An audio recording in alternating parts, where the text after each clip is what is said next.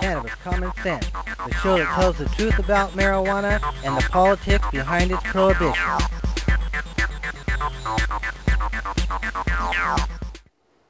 Welcome to another exciting edition of Cannabis Common Sense. We have a great show for you tonight. We have some film from John Trudell. He's on InfoWars, which has been in the news somewhat lately. And we have his last performance that he ever did, his last live song that he did at the Portland Hempstock Festival about 6 months before he died from cancer back in 2015. But I'm happy to have Dana Canales back on the show as guest. Hey, Dana. Thank you very much for inviting me. Thank you for coming through in the clutch there. John Cornett has had some issues with his wife, and so he's not here either. But we'll have some other good tunes from John Trudell to open the show, and our friend Human, the Human Revolution, and his song Tree of Life to close out the show. But first, we have a pretty long hemp newscast tonight, and as always, we'll bring on our infamous dancing cannabis leaves. I feel the force.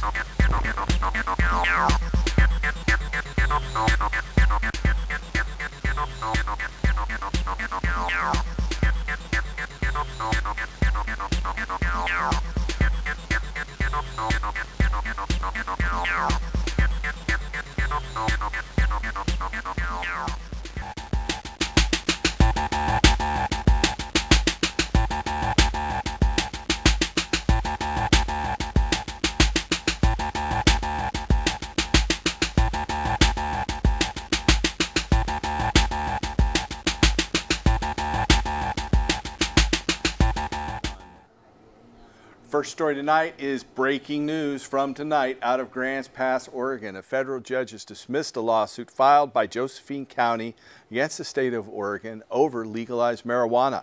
According to the Grants Pass Daily Courier, they reported that yesterday U.S. District Judge Michael McShane signed a formal order dismissing the lawsuit. It was filed in April and contended that the federal law that prohibits marijuana preempts Oregon's law legalizing marijuana for commercial sales. Marijuana growers appealed a Josephine County rule banning cannabis grows in rural recreational zones. The state's Land Use Board of Appeals agreed with the growers and froze the regulations the county had put in place. The rural county is just miles from the California border and has struggled with the boom in marijuana grows. County Legal Counsel Wally Hicks says he and the County Board of Commissioners in Josephine County, Oregon, will accept this ruling and not appeal it. Time will tell. The Gallup polls out this week on marijuana. 66% of Americans believe that the use of marijuana should be made legal, according to nationwide polling data compiled by Gallup. The total marks an increase in support of almost 30% since 2012, when Colorado and Washington became the first two states to legalize adult use marijuana, and we came very close with our Measure 80 to legalizing it as well, and is the highest level of support ever reported by the polling firm. Majorities of Republicans at 53%, independents at 71%, and Democrats at 75% back legalization. Among those 18 to 34, 78% support legalizing marijuana. 59% of those over the age of 55 similarly back legalization, more than 3 times the level of support expressed by older Americans in the year 2000. The Gallup poll comes just days after a new Pew Research Center survey reported 62% nationwide support for legalization, the highest total ever recorded by that firm. It's time for lawmakers of both parties to acknowledge the data-driven and political realities of legalization. It's time to stop ceding control of marijuana market to untaxed criminal enterprises and implement common sense, evidence-based regulations governing cannabis personal use and licensed production by responsible adults. In an unlikely place, North Dakota, this November, coming up here in less than 2 weeks, more like 10 days, Measure 3 will be on the ballot in North Dakota to prohibit the prosecution of any person over the age of 21 for any nonviolent marijuana-related activity and seal the records of adults with past nonviolent marijuana charges. The measure also would add penalties for individuals under the age of 21 in possession of or attempting to distribute marijuana, and provide penalties for individuals who distribute marijuana to anyone under the age of 21. The most recent poll finds voters in support of passage, 51 to 36%. This poll distinguishes itself from earlier polling by questioning respondents using the language found on the November 6th ballot. The poll was conducted by the Kitchens Group from October 11th through October 14th and cites a 4.9 margin of error. Despite a big money-funded misinformation campaign from the opposition, this poll reveals that most North Dakotans are ready to end the failed prohibition of marijuana in the state. By voting yes on Measure 3, North Dakotans could save the state of North Dakota millions of taxpayer dollars currently being spent on arresting otherwise law-abiding adults for possession of a plant that is objectively less harmful than legal alcohol and tobacco. Allow law enforcement to allocate their limited resources to focus on violent crime and defend individual liberty. A majority of residents already support this sensible move, and we expect more undecided voters will choose to join them on Election Day. The message of ending marijuana arrest is resounding in North Dakota, and these results demonstrate that voters are hearing our call for action. This will be a dogfight, and Legalize North Dakota, the organization behind it, will continue to set the record straight when it comes to adult use marijuana. The people of North Dakota believe in personal freedom and criminal justice reform. Marijuana prohibition has hurt North Dakota and our nation. North Dakotans believe it's time to end that failed practice in the state once and for all. If Measure 3 is approved, North Dakotans will join the 9 states plus the District of Columbia and the Northern Mariana Islands who have legalized marijuana for personal use. Legalize North Dakota argues the measure would have a strong positive impact across North Dakota, highlighting potential benefits to law enforcement, state agriculture, and funding of education and infrastructure through tax revenue. States that have legalized marijuana have seen significant reductions in opioid abuse and overdose fatalities, and Legalize North Dakota is optimistic that legalization could have a similar impact there. Legalize North Dakota is quick to point out that driving under the influence and distribution to minors will remain illegal and strengthen if Measure 3 is approved on November 6. And current laws regarding smoking in public will apply to marijuana as well. If approved by voters, the provisions of Measure 3 related to ending criminal penalties for marijuana would go into effect 30 days after the measure's approval. Within 60 days of approval, the state must seal the records of individuals with previous nonviolent marijuana charges. And we got to send a shout out to the people in the Northern Mariana Islands. They were just hit with the worst hurricane or typhoon this year. They had sustained winds of over 180 miles an hour with gusts over 200 miles an hour that have devastated the islands of Saipan and Tinian, and their legislature had voted 24-1 to legalize personal use of marijuana and marijuana sales. They've got a lot of rebuilding to do, and we aren't hearing about it in our news, but it's even worse than what happened to Puerto Rico. So our thoughts go out to the people of the Northern Mariana Islands and particularly Saipan and Tinian. The other state that will vote on full legalization is Michigan. Michigan will vote on Proposal 1 to legalize marijuana for adult recreational use. Also is favored by wide margins, 57% in favor, 41% according to the latest poll by the Detroit Free Press. That's nearly unchanged from a Free Press poll taken in September, which had the issue passing 56-41. According to the spokesperson for that campaign, he says, quote, even though there are some law enforcement groups and others that are putting out information against the proposal, it seems to have pretty solid support. There's always been a perception that there are far too many people in jail for minimal amounts of use, and that it prohibits the police from spending time on more serious crimes. Josh Hovey, spokesperson for the Coalition to Regulate Marijuana Like Alcohol, which is spearheading the legalization campaign in Michigan, said, quote, the public recognizes that prohibition causes more harm than the product itself and that regulation and taxation is the way we need to go, end quote. But Scott Greenlee, a director of Healthy and Productive Michigan, a police officer, we might add, which opposes the measure, said other polls by some media organizations or paid for by anti-legalization groups show a much closer race.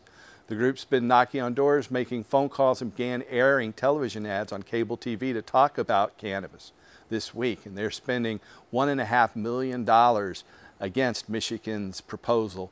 The campaign to regulate marijuana like alcohol has raised about $600,000, so they're being outspent by about 3 to 1. The funders of that include Gordon McDougall of Ludington, whose son was killed in a car crash after smoking a concentrated form of marijuana. Michigan voters legalized marijuana for medical use in 2008, and the state started regulating and taxing marijuana products earlier this summer. The medical industry is expected to generate more than $700 million in sale a year, and if the recreational proposal passes, that number is expected to grow beyond $1 billion in sale. The fact that Canada legalized marijuana for adult recreational use on October 17th could also have an impact on the final vote. According to their spokesperson, they said, quote, "There are a lot of other states and now our neighbors to the north, Canada, who've already accepted it," end quote. The proposal had support in nearly every region in the state of Michigan except for up north in the Upper Peninsula and in all age brackets except for people 65 and older. It also got double-digit support from Democrats and independents, but lost among Michigan Republicans. There's also going to be a vote on medical marijuana in Utah and in Missouri, and both of those are polling well and seem likely to pass. From Phoenix, Arizona, fearing unintended consequences for patients, especially children, Arizona's Attorney General Mark Bravich on Monday withdrew his agency's arguments urging the Arizona Supreme Court to declare hashish and extracts of marijuana illegal in all situations. In a surprise move, Bravich told the justices of Arizona's Supreme Court to ignore a week-old filing that they'd filed, which asked the Supreme Court to refuse to consider legal arguments by Rodney Jones, a medical marijuana user that he was wrongfully convicted of a felony for possessing less than a gram of hashish. So that has been thrown out, and now hashish and concentrates are legal in Arizona. This is a terrible story out of the state of Mississippi. Patrick Beadle, a 46-year-old father and musician from Oregon, received an 8-year prison sentence this week in Mississippi for possessing 2.89 pounds of marijuana. If his sentence stands, he would spend nearly a decade behind bars for possessing a substance that's legal in 9 states and now all of Canada. Such a severe, inhuman sentence speaks volumes about the insanity and heartlessness of our criminal justice system. But this story gets worse. Mr. Beadle says he bought the marijuana legally in Oregon, where he's a resident and a medical marijuana patient. Oregon is one of 30 states that have legalized medical marijuana and one of 9 states in which recreational use is also legal. Mr. Beadle said that the marijuana in his possession was solely for his personal use. Prosecutors in Mississippi, where he was charged for violating the Mississippi drug trafficking law, have admitted that they had no evidence to prove that Mr. Beadle was involved in trafficking. But Mississippi doesn't have the 3rd highest incarceration rate in the world for no reason. Mr. Beadle was pulled over at 10 a.m. by police in Madison County, Mississippi for crossing over a lane line on the side of the road, which Mr. Beadle denied he did, and is often a useful pretext for police who are racially profiling their victims. Indeed, the Mississippi Sheriff's Department has long had a culture of rampant racism targeting the black community using roadblocks, checkpoints, and warrantless home searches and jump-out patrols. Such unconstitutional practices led to a lawsuit in 2017 filed by the ACLU of Mississippi and the law firm of Simpson, Thatcher, and Bartlett on behalf of black residents of Madison County, Mississippi. The lawsuit has, in turn, resulted in the discovery of racist emails sent within the department extolling white pride and denigrating people of color. Mississippi does not stand alone when it comes to racial bias in marijuana enforcement. Indeed, nationwide, black people are almost 4 times as likely to be arrested for marijuana possession as white people, despite comparable usage rates. But Mississippi is an outlier in the harshness of its penalties for marijuana offenses. It's one of only 4 states, Mississippi, Alabama, South Dakota, and Louisiana, where possession of marijuana can result in mandatory life without parole sentences under habitual offender statutes. The majority of states where marijuana possession remains illegal, marijuana arrests and prosecutions soak up resources that could otherwise be used for social programs and community services. Marijuana policy in this country and the drug policy more broadly has long been racist in effect and horribly harmful to communities of color. Such policies have done nothing to stem drug use or availability and continue to cost billions of dollars for enforcement and incarceration. Though a growing number of states are starting to see the light and have moved toward a more progressive drug policy, tens of thousands of people like Mr. Beadle are ensnared in laws that have ruined countless lives. So while people in Colorado or California, Maine, Nevada, or here in Oregon, Vermont, Massachusetts, or Alaska can buy and possess marijuana for personal use, and other states criminalizing, prosecuting, and aggressively punishing people, disproportionately people of color, for marijuana use. America should follow Canada's lead and stop imprisoning people for marijuana and instead start redirecting resources to more urgent community needs. We're decades overdue for that. Right next door in Montgomery, Alabama, African Americans are arrested in Alabama for violating marijuana laws at rates significantly higher than that of whites, according to a report published by the Southern Poverty Law Center. The authors assessed statewide marijuana arrest data for the years 2012 to 2016. In 2016, police arrested African Americans for low-level marijuana offenses in the state of Alabama at a rate 4 times that of Caucasians. Blacks were arrested for felony marijuana possession at a rate 5 times that of whites. In 7 law enforcement jurisdictions in the state of Alabama, African Americans were arrested at a rate 10 times higher than that of white citizens. This disparity is consistent with that of many other jurisdictions, including New Jersey, Pennsylvania, and Virginia, where police are far more likely to arrest African Americans than whites for marijuana law violations. Overall, the report estimates that the state of Alabama spent $22 million in marijuana-related enforcement costs in 2016. According to the ACLU of Mississippi, in their report, they said, quote, "The state's marijuana laws are overly harsh and ill-defined, drawing thousands of people each year into the overburdened criminal justice system and creating uneven justice," end quote. The report concludes, quote, "It's time for Alabama to join a growing national consensus on the safety of marijuana and shed the costly, counterproductive laws that grew out of the failed war on drugs," end quote. This report, Alabama's War on Marijuana, is online from the Southern Poverty Law Center. It's been less than a week since recreational weed became legal in Canada, and already Canadians are starting to see a crackdown on black and gray market marijuana businesses, as well as consumers breaking the rules. The Canadian government stated that one of its major goals in regulating marijuana is to wipe out the black market. To boot, the Cannabis Act has introduced severe punishments, including up to 14 years of jail time for people who sell cannabis illegally or to minors. Legalizing cannabis also makes it easier for police and municipalities to shut down illegal dispensaries. The police no longer need a search warrant to enter and raid cannabis dispensaries. Dispensaries in both British Columbia and Newfoundland were raided over the last couple of days. Officers seized cannabis at 2 dispensaries in Port Alberni, British Columbia on Wednesday. While they removed cannabis, they didn't arrest anyone, according to a news release. They were able to conduct the raid and issue fines of 575 Canadian dollars or 438 US for the unlawful sale of cannabis under the province's Cannabis Control and Licensing Act. According to the Toronto Globe and Mail, police seized $6,000 of cannabis from the Port Alberni Cannabis Club, which has a municipal license to sell cannabis.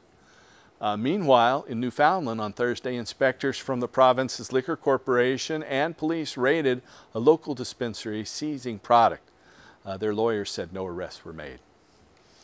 So out of Waterloo, Canada, cannabis use among Canadian adolescents has declined significantly in recent years, and fewer teens say that it's easy to obtain, according to data published in the journal Preventative Medicine. Investigators at the University of Waterloo in Ontario assessed teen marijuana use trends for the years 2004 to 2015. The researchers reported that adolescent use fell by nearly 50% between the years 2008 and 2015.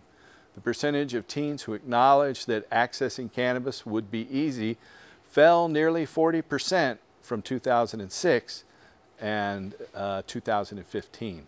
According to the study, quote, overall cannabis use among Canadian youth appears to have peaked around 2008-2009, with substantial declines over the past decade. They've concluded adolescent marijuana use rates in the United States have followed a similar decline over the better part of the past 2 decades. The researchers published separate data in January finding that few Canadians who consume cannabis meet criteria for problematic use. Earlier this month, Canada legalized the use and sale of cannabis to those aged 18 and older. This study, Trends in Cannabis Use Over Time Among Canadian Youth from 2004 to 2014, appears in this month's edition of Preventative Medicine. Back to Alabama from Tuscaloosa. The enactment of laws legalizing the marijuana for either medical or recreational purposes is associated with reduced rates of prescription opioid use and with a reduction of the total number of days for which opioids are prescribed, according to a working paper published by the National Bureau of Economic Research.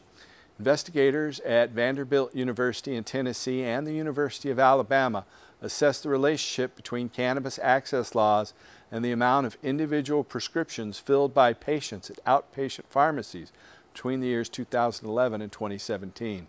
The authors reported, quote, recreational and medical cannabis access laws reduced the number of morphine milligram equivalents prescribed each year by 6.9 to 6.1%, respectively. These laws also reduced the total days supply of opioids prescribed and total number of patients receiving opioids, end quote. The authors concluded, quote, while cannabis may be a gateway drug that encourages use of opioids in some patients, on balance, for the population generally, both recreational and medical marijuana laws decrease opioid use. Thus, the passage of recreational cannabis laws or medical cannabis laws may be a valid policy option for combating the ongoing opioid epidemic, even if those laws were not originally conceived for that purpose, end quote. The study's findings are consistent with those of dozens of prior papers reporting that cannabis access is associated with reduced levels of opioid-related use, abuse, hospitalizations, and mortality. The full text of this study, The Impact of Cannabis Access Laws on Opioid Prescribing, is available online at the National Bureau of Economic Research. Our next story is from Los Angeles. Cannabis smoke exposure is not particularly detrimental to lung health and is not associated with the onset of lung cancer, emphysema, or COPD, chronic obstructive pulmonary disease, according to data published in the journal Chest. Donald Tashkin of UCLA's David Geffen School of Medicine reviewed dozens of studies assessing cannabis smoke over a period of 30 years and exposure and lung health involving thousands of subjects. He reports, quote, although regular smoking of marijuana is associated with an increased risk of symptoms of chronic bronchitis and evidence of inflammation and injury involving the larger airways, lung function findings, although mixed, do not provide compelling evidence that habitual marijuana smoking in the manner and amount that is generally smoked increases the risk of COPD, at least at the population level. Despite the presence of carcinogens in marijuana smoke in concentrations comparable with those found in tobacco smoke, the weight of evidence from well-designed epidemiologic studies does not support the concept that habitual marijuana use in the manner and quantity in which it is customarily smoked, when adjusted for tobacco, is a significant risk factor for the development of lung cancer, end quote. Studies also fail to show a relationship between cannabis smoking and decrements in lung function and argue against an association of marijuana with clinically significant emphysema. Tashkin's findings are similar to those of past reviews finding that cannabis smoke exposure fails to possess the same sort of significant adverse pulmonary effects as does tobacco. This study, Marijuana and Lung Disease, appears in this month's edition of the medical journal Chest. Our next story is from Israel.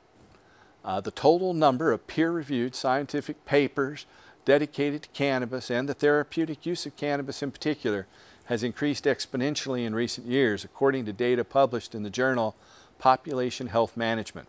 Israeli researchers assessed trends in the number of scientific publications specific to cannabis as compared to all scientific publications during the years 2000 to 2017.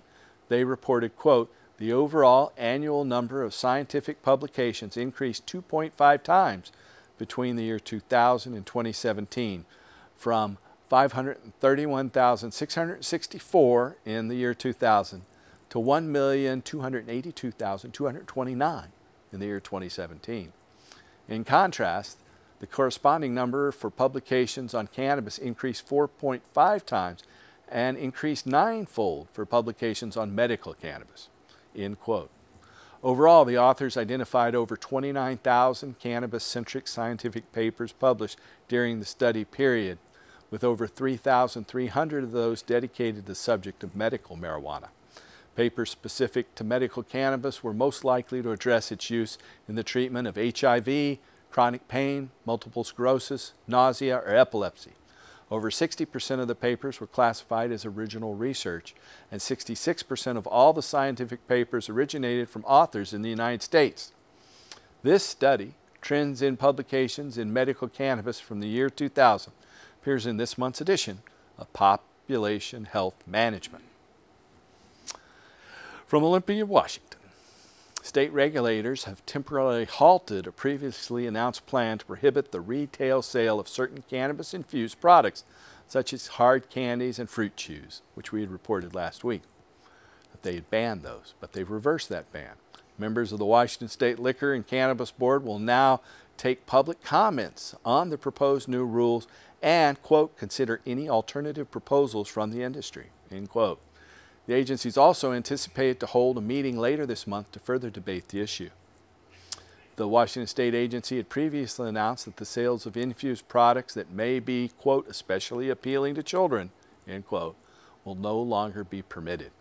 The specific products targeted by the board were hard candies, tarts, and fruit chews, jellies, and all gummy-type products.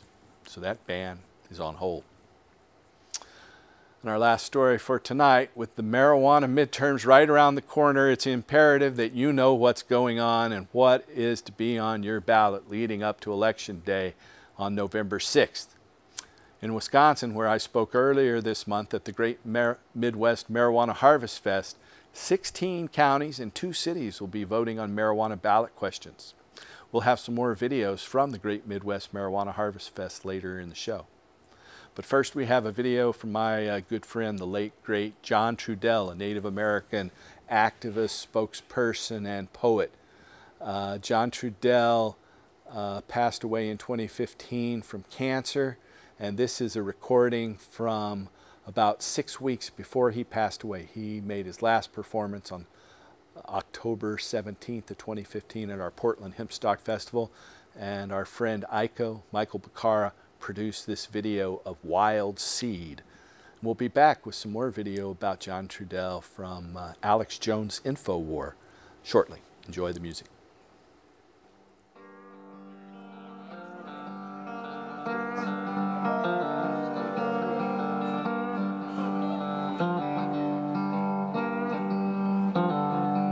Wild seed, life, seeding life, and the earth is our mother, and the land is her flesh, and the water is her milk, and the oil is her blood, and we are her children. In this land we come from, of this earth we're made of, with us as future ancestors, given responsibility to live. We are the future we bring. How can the land take care of us if we don't take care of the land? Same with the sky and the air we breathe.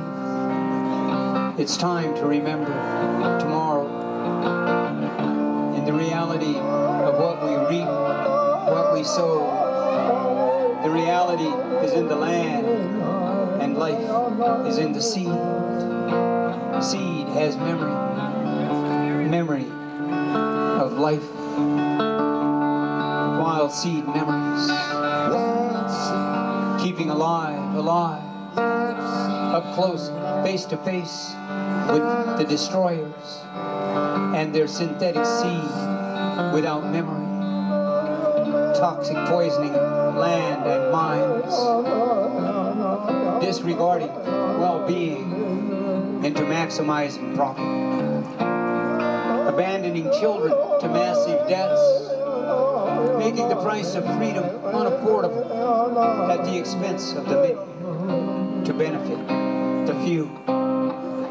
Like a spreading mad human disease, chaosing minds with liars' promises, seeding old fears with new fears, living in the world of the money man. It's time to think our way out of what we believed our way into. How can we show respect to life if we don't use our common sense? Wild seed, life, seeding life, and the earth is our mother, and the land is our flesh, and the water is her milk, and the oil is her blood, and we are her children.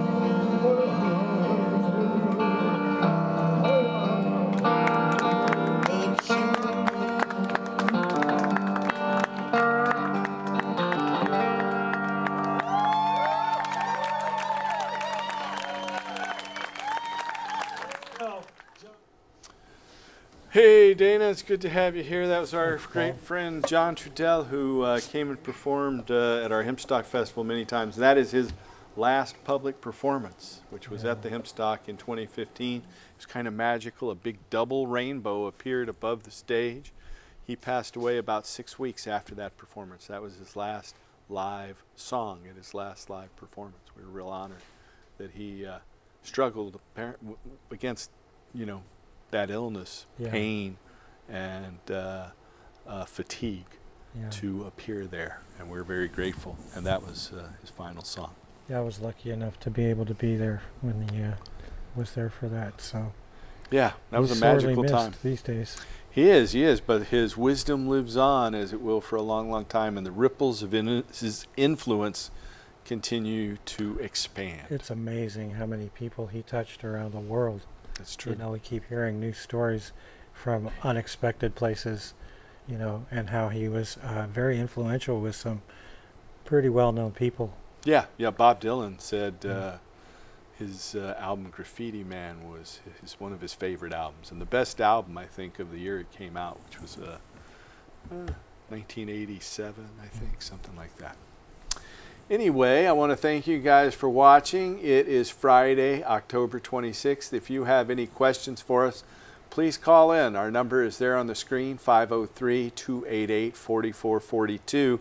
We have this banner here turned around because of a court order by an Israeli-Canadian oil firm, Adira, which has taken over the business I started, Empower Healthcare. And an Israeli-Canadian firm is now running our medical marijuana clinic where doctors work. I urge you, do not go to Empower Healthcare. We have a physician referral service. We'd be happy to help you. We know many different doctors all around the country. So if you need help with any of those medical conditions, from chronic pain to cancer, epilepsy and spasms to gastrointestinal ailments and neurological problems, you can call us at 503-235-4606. That's 503-235-4606. You can leave a message right now, and we'll get back to you by Sunday or Monday for sure. And so It's good to have you back, Dana. What'd you think about all that news? You know, I think that is the longest newscast I've ever done here in almost 1,000 shows since 1996. It's just so much news breaking right now. Great, though, but it's a lot of good news. That first one about Josephine County's lawsuit against legalizing marijuana in Oregon was thrown out in federal court. That was a good one. Stand up and applaud. Yeah, that is a good one for sure. Definitely. You know, it still troubles me, though, to hear reports that include the word violent crimes associated with cannabis. Yeah, and there was that police officer who said that. You know, the police that enforce these marijuana laws are parasites on our community, you know, and now as the laws on marijuana change to make it legal, now they all want in the industry. They want to, you see the Speaker of the United States House of Representatives, John Boehner, Republican Speaker, who had never supported marijuana legalization, always opposed it. Now he's working in the marijuana industry. And we see that over and over again. Many DEA agents here in Portland are in the marijuana industry now. These parasites on our culture who have thrown us in jail. You know, there's still thousands of people in jail for marijuana. There are hundreds of people in jail for life without the possibility of parole for simply using, selling marijuana. And that's wrong. And until that changes, you know, we need to replace hemp, replace petroleum with hemp, which is why we have this flame here burning, our hemp flame of freedom. This is hemp seed oil. This is a hemp wick. This is the reason it's illegal. But you know, we have a caller. We'll go ahead and take that call. Welcome to the show, caller. Hey, thank you very much, Paul. You're welcome. You know, for everything you've done for I don't know how many years. I appreciate that. It's been a little bit more than 40 years now. A little bit more than 40 years since I went to my first pro-marijuana event just a week after my 18th birthday back in 1978. Wow. I know I called in on show number 500. Oh. And yeah. So about 12 years ago or so, or 10 years ago. Yeah, something like that. I think this is 960 or something like that. Yeah. Well, anyway, my question, I'm lucky enough to have a baby this year, and as a medical patient, I was under the impression that I'm able to take my medicine to a processor, but I know no processors. Where do I find one? You know, that is a good question, and unfortunately, you know, we're on cable access television here in the Oregon area. We stream on the internet too, and we don't have any laws restricting what, but we use this studio using fair use, not fair use, but it's a public studio, so we can't recommend commercial businesses. But you can call our office for a referral at 503-235-4606. You can call right now, leave a message. I'll get back to you Sunday or Monday and be happy to tell you what I found. I'll do a little bit of research and get back to you. Thank you. Hey, you're welcome. Anything else? Good luck. All right. Thank you. Thank you. Bye-bye. Yeah. So, yeah, if you have a question that you'd like to not talk about on television or something like a commercial referral I can't give, we have a referral service for those kinds of things and also for doctors to help medical marijuana patients. Just call us at 503-235-4606. We have a video now from Alex Jones, a rather controversial fellow who's just been banned from all sorts of social media platforms. But this is his interview with our friend John Trudell. It's back about 6 or 7 years ago. We're going to run this video and we'll be back in just a moment. Of how to respond to them, but I agree with what you're saying. It's a very sophisticated issue, but to try to boil it down, they know that there's going to be an awakening to the corruption in sectors of Wall Street. So they have George Soros, who controls the left wing of the control paradigm, and the Democratic Party come out on record and announce, come out and demonstrate against corruption. They make it very general. Real people show up. Then they take control of it to play the part of controlled left so the controlled right can then attack it. And so they can then demonize the groups. It turned out Homeland Security ran it nationwide. They had the prisoners released from jail and mentally ill and others to send them down to the demonstrations to then say, oh, look, they're a bunch of, crazy people, to then demonize everybody. It was all scientifically done. And then they used that as a pretext to then try to basically brand all opposition one way. And they did get power and energy out of it. So when you're dealing with something that sophisticated, who knows how to take control of things, how to misbrand them, how to label them, how to, do all of this. How do you counter something like that that's scientifically already thought 10 steps ahead because it is so cold-blooded and doesn't have any basic love or humanity? I think we think differently. We think more, we believe less. We think more, we believe less. I think this is crucial. The power that we have as human beings, all right? I mean, the power of our creative intelligence. I'll use this as an example. Have you not used you, a general you, but have you ever had a situation where you felt powerless? And during that experience of feeling powerless, how bad can you make yourself feel based around your fears and your doubts and insecurities? And then how does this affect the people that we interact with? See, this is power.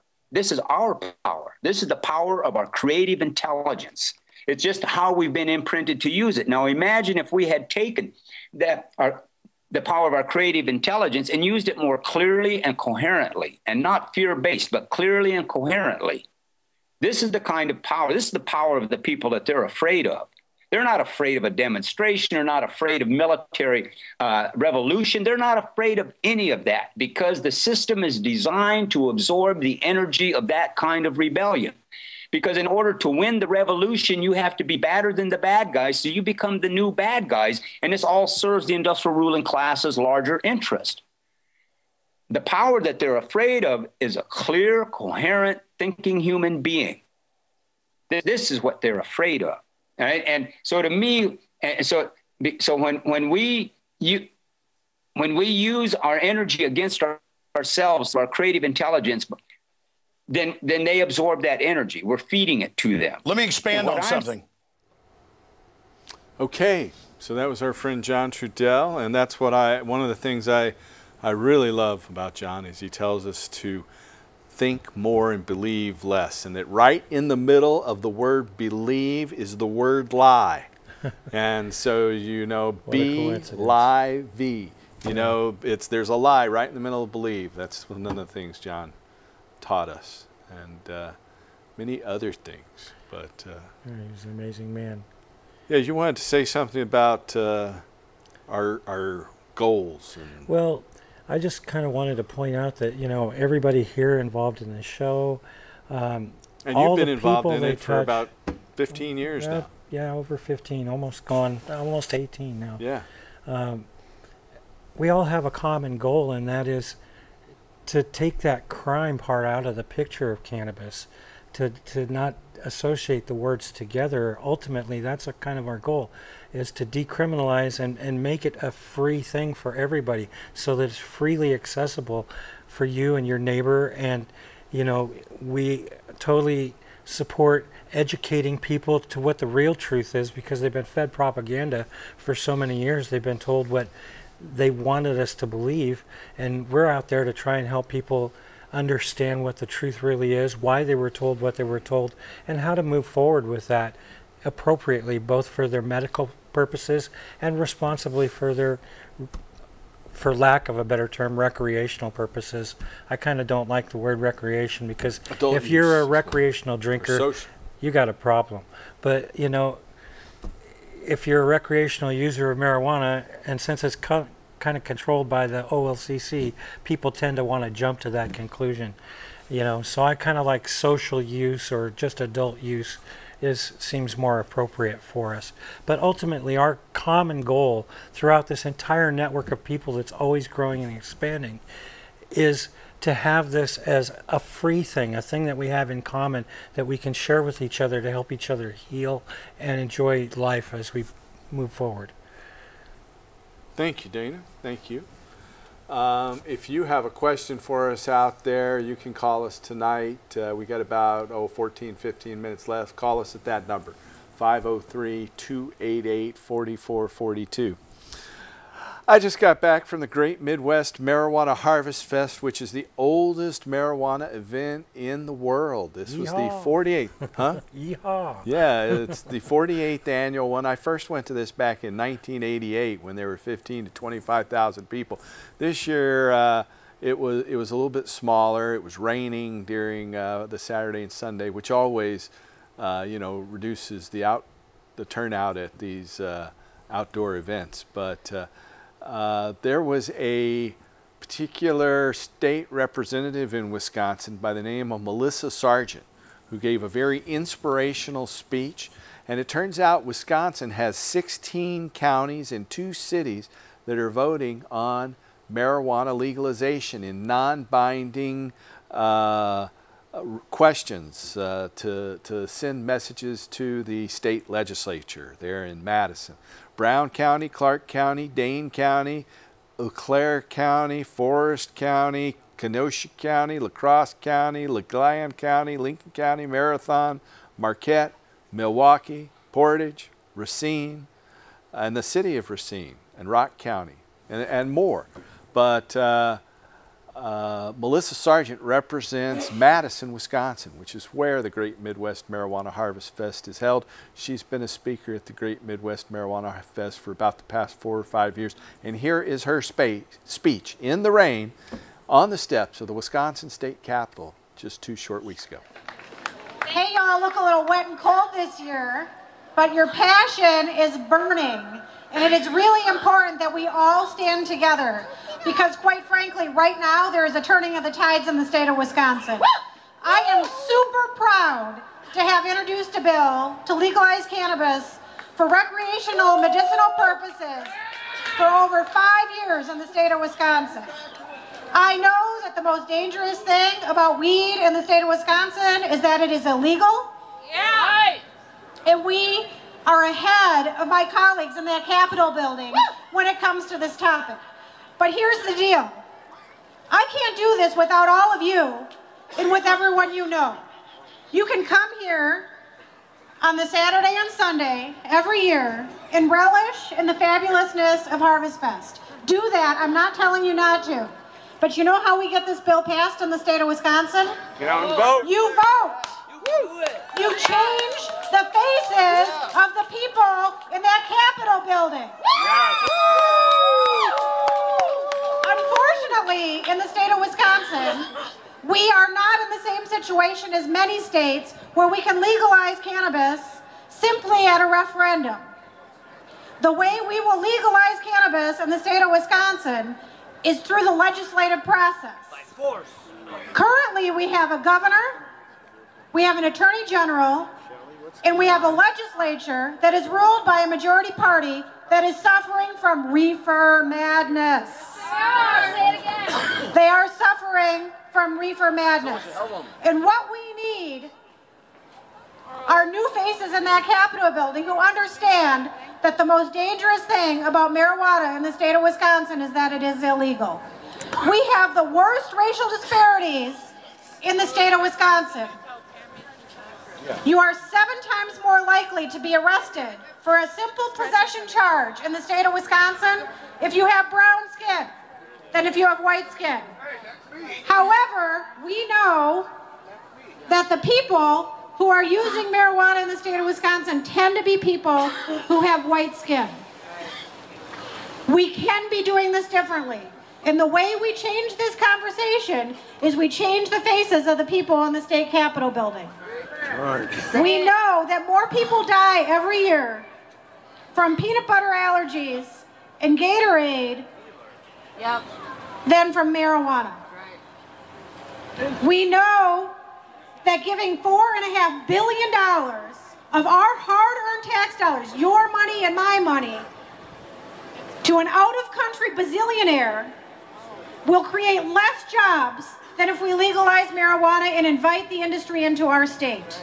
I know that every day I am talking to people across the state of Wisconsin that have amazing, innovative ideas of how it is that we can create jobs, bring in tax revenue, address these racial disparities. Whoa, this tent is going to fly over. Y'all are really relaxed out there. I wonder why. We can do that, and we can create more jobs, bring revenue into our state, and make our community safer by legalizing marijuana. But do you know how that happens? You have to change the faces of the people in the Capitol building. That doesn't mean that you can simply say this is something that matters to you and vote on that referendum question. You need to figure out who it is in your communities that supports marijuana legalization in our state. There are many people asking this question of folks that are running for office right now. Everyone who is running for office in the state of Wisconsin has been asked how it is that we address this in our state. It is your job to go do the research in your communities and to talk to people across the state of Wisconsin so that we can change this culture. If we really want to address opioid addictions in the state of Wisconsin, what do? Legalize! If we want to address the racial disparities that we're experiencing across the state of Wisconsin, what do? Legalize! If we want to create jobs in the state of Wisconsin, what do? Legalize! If we want to bring more tax revenue in here so we can fund our schools and fix our Scott holes, what do? Legalize! If we want to address people's access to the medicine of their choice, what do? Legalize! And if we want to recognize people's honest, personal freedoms and liberties, what do? Legalize! Y'all got it. You are the bosses of those of us that serve in this legislature. You've got it. We've got to change the faces. Yeah. We've got to change the faces so that we can legalize in the state of Wisconsin. Because the most dangerous thing about marijuana in Wisconsin is that it is illegal. Thank you very much for being here on this rainy day. Go out, plant these seeds, and bring all your friends to the polls this November. Thank you. Okay, that was State Representative Melissa Sargent giving a speech on the steps of the Wisconsin State Capitol back on the 7th of October, just less than 3 weeks ago. I was proud to be there and gave a speech. We played that last week. No sense in playing it now. We're down to about 5 or 6 minutes left here, I think, if our countdown clock is accurate. If you have any questions for us, you can call us at 503-288-4442. If you want to talk off camera or you need a referral for a doctor or any other questions about cannabis, you can call our office at 503-235-4606. That's 503-235-4606. We have a studio audience member, and you're welcome to come down any Friday night to our studio audience. But we have a studio audience member at the microphone ready to ask a question. Go right ahead, studio audience member. Hi, Paul. I was wondering, is it legal for a non-medical marijuana card holder to grow plants? Yes. Every household in the state, every place is different. Here in Oregon, each household can grow 4 marijuana plants. Doesn't matter how many adults are in the household. Per household, you can grow 4 marijuana plants. And depending on your skill as a grower, you can have anywhere from an ounce to 30 pounds with 4 marijuana plants. But that's what we can do. Now, across the river in Washington State, though they legalized marijuana a couple years before we did, they do not have home grows. You cannot grow your own cannabis unless you have a medical card in the state of Washington. So it changes according to your jurisdiction. But here in Oregon, you can grow a total of 4. Anything you want to say in closing, Dana? No, I just wanted to say bless the Lord for our bumper year of perfect weather. It was the best harvest season in 5 or 6 years. I remember 2 or 3 years ago, everything molded. This year, it was dry all the way through. Yeah. We're going to go out on a song by another friend of ours, Human, in the Human Revolution, called The Tree of Life. We want to thank you guys for watching. Thanks again, Thank Dana. you, Paul. Tune in next week and help us restore hemp. And here's Human.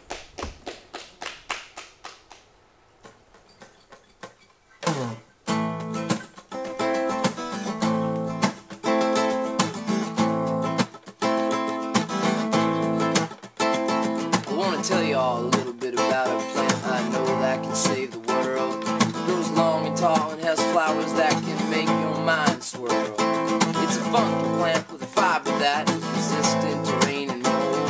It's the strongest plant fiber known to man, the best rope you'll ever hold.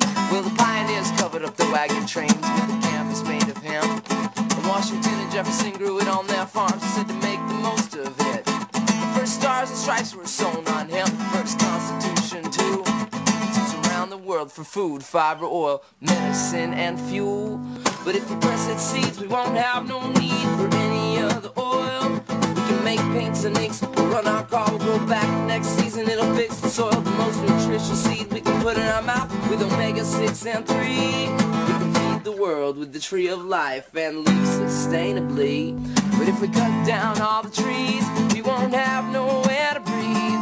Grow fields of hemp instead. We can make our paper, build a house from it. It's the goddess plant growing wild and free, living the way that we ought to be. Gonna leave my children a better world than my ancestors left me. Whoa.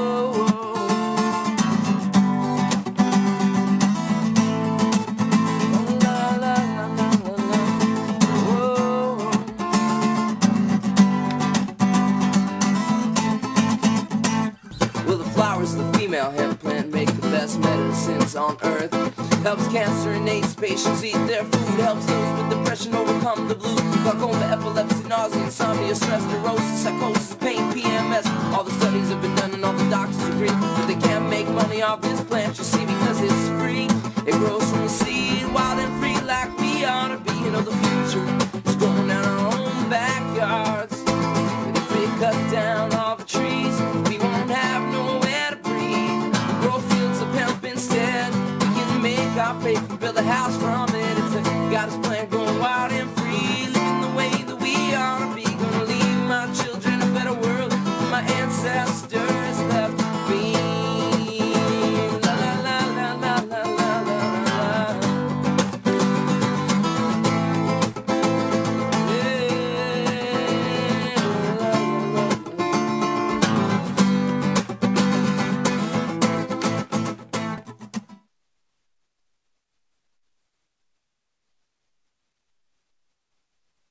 Almost 10,000 years in history. To the Shiva, Puranas, the Jesus, the Christ, to the Buddha, the pagans, the goddess, the light. To commune with all the animals, commune with all the trees. To realize the goddess seekers inside me. Is the earth is a mother, we gotta take care of the earth. The earth is the mother that gives life birth. And we can heal our relations with a single green plant. We can start right now. But if we cut down all the trees, we won't have nowhere to breathe.